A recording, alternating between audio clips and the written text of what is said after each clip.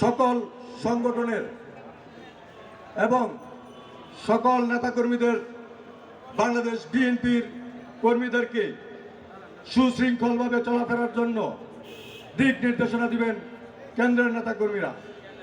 আজকে আমরা এখানে উপস্থিত হয়েছি বিএনপিকে ভালোবেসে, বিএনপিকে অন্যরকম একটা প্রস্তুতি নেওয়ার জন্য।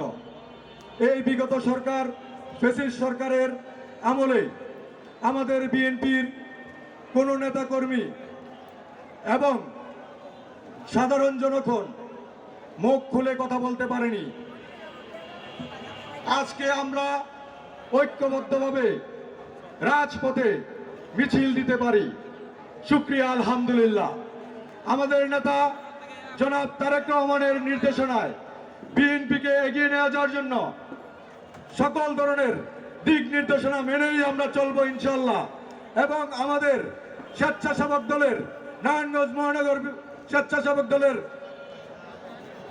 আহ্বায়ক ও সদস্য সচিব মমিনুর রহমান বাবু, সাখাওয়াত ইসলাম রানা মামার নেতৃত্বে এই নারায়ণগঞ্জ মহানগর স্বেচ্ছাসেবক দলকে আরো শক্তিশালী করার জন্য বিভিন্ন ইউনিট থেকে কর্মী এবং নেতা তৈরির দিক নির্দেশনা দিবেন।